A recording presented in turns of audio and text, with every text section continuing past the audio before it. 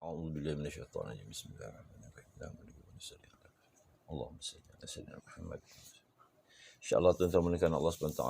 Pagi ini kita sambung lagi dengan pembacaan hadis Nabi SAW, yakni dalam bab kalimah thayyibah, yakni dalam bab iman.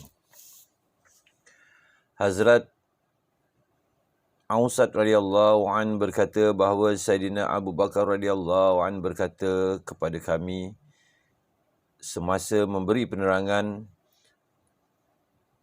setahun yang lalu Rasulullah SAW telah berdiri di tempat saya berdiri ini, yakni untuk menyampaikan khutbah.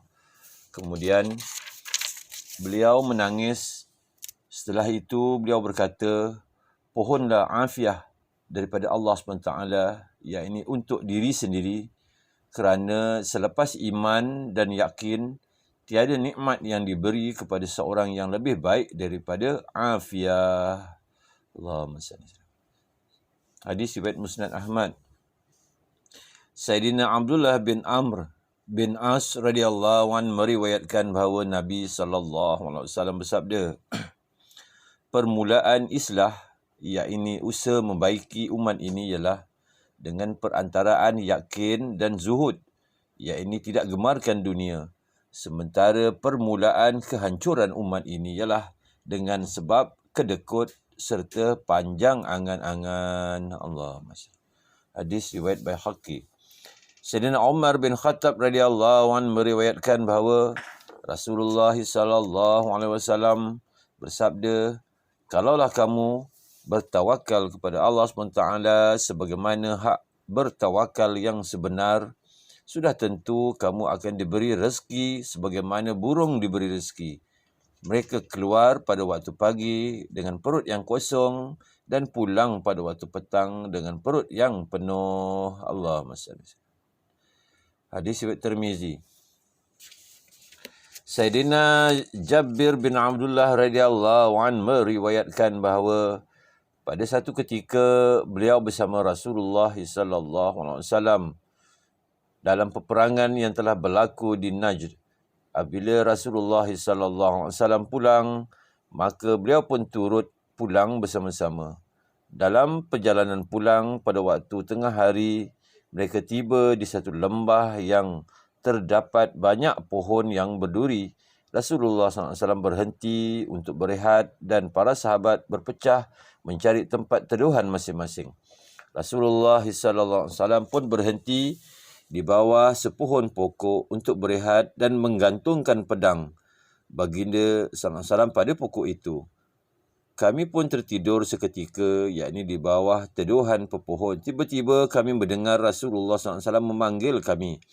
Apabila kami tiba di sana, kami mendapati seorang lelaki kafir badui ada di sisi baginda SAW. Baginda SAW bersabda, sesungguhnya lelaki ini telah menghunuskan pedang saya sendiri ke arah saya semasa saya sedang tidur. Saya terjaga dan mendapati pedang terhunus di tangannya. Dia berkata kepada saya, siapakah yang boleh menyelamatkan kamu daripadaku? Saya pun menjawab, Allah, sebanyak 3 kali. Kemudian baginda SAW bangkit duduk dan tidak mengenakan sebarang hukuman ke atas lelaki itu. Allahumma salli. Hadis riwayat Bukhari. Hadrat Saleh bin Mismar radhiyallahu an dan Hazrat Ja'far bin Burqan radhiyallahu an berkata bahawa pada satu ketika Nabi SAW telah bertanya kepada Sayyidina Haris bin Malik radhiyallahu an, wahai Haris bin Malik, bagaimanakah keadaan kamu? Jawabnya, yakni dengan limpah kurniaan Allah SWT, saya seorang mukmin.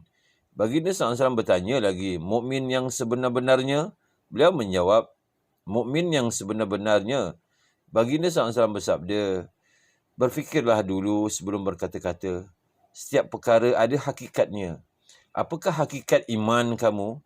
Yakni apakah yang menyebabkan kamu mengatakan dengan yakin bahawa kamu adalah mukmin sejati? Beliau menjawab, bukti keimanan saya ialah saya telah palingkan hati saya dari dunia. Saya berjaga malam beribadat. Saya menanggung dahaga pada waktu siang, yakni saya berpuasa.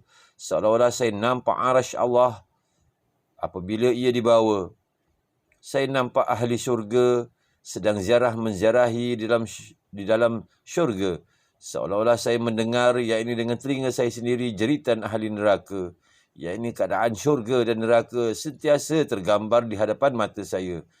Mendengarkan jawapan beliau itu, baginda SAW bersabda, yakni Haris ialah seorang mukmin yang hatinya telah disinari dengan nur iman. Allahumma salli. Hadis riwayat Musnaf Ahmad, Musnaf Abdul Razak.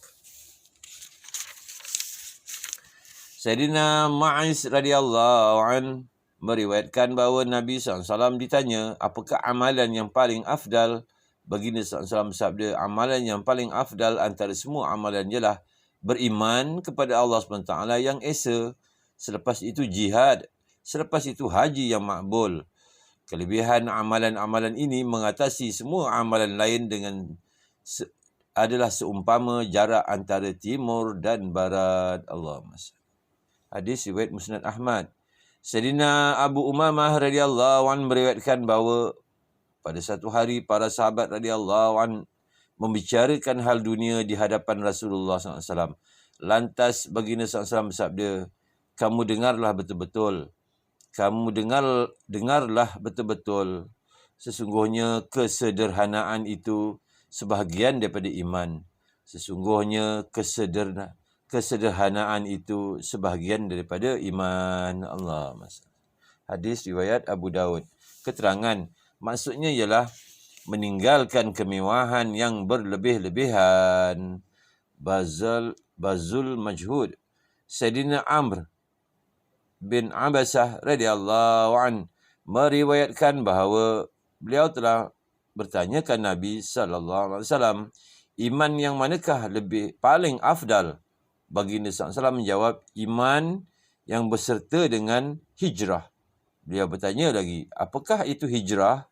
Baginda SAW bersabda, hijrah ialah kamu meninggalkan amalan-amalan buruk. Allahumma salli. Hadis riwayat Musnad Ahmad. Sayyidina Sufyan bin Abdullah Saqafi radhiyallahu an berkata bahawa saya telah bertanya kepada Nabi SAW, wahai Rasulullah, beritahulah kepada saya satu perkara yang lengkap dalam Islam yang selepas pernyataan Tuan, saya tidak perlu bertanya tentang hal itu kepada sesiapa pun. Baginda SAW bersabda, katakanlah oleh kamu, saya telah beriman dengan Allah SWT, kemudian tetap teguhlah kamu dengan iman kamu. Allah. Hadis riwayat Muslim. Keterangan pertamanya, beriman dengan hati terhadap zat dan sifat Allah SWT dan kemudian beramal dengan hukum hakam Allah SWT dan Rasulnya. Janganlah iman dan amal ini untuk sementara, bahkan hendaklah istiqamah, yakni tetap teguh di atasnya. Allah. Hadis riwayat Mazahirul Haqq. Jadi alhamdulillah tuan-tuan menekan Allah SWT. Mudah-mudahan Allah SWT kurniakan kita taufik dan hidayah. Apa yang kita dengar ni dapat kita amalkan dan sampaikan, insya-Allah. Kita tutup dengan tasbih kifarah. Subhanallah wa bihamdihi, subhanakallah wa bihamdika, asyhadu an la ilaha illa anta, astaghfiruka wa atubu ilaik.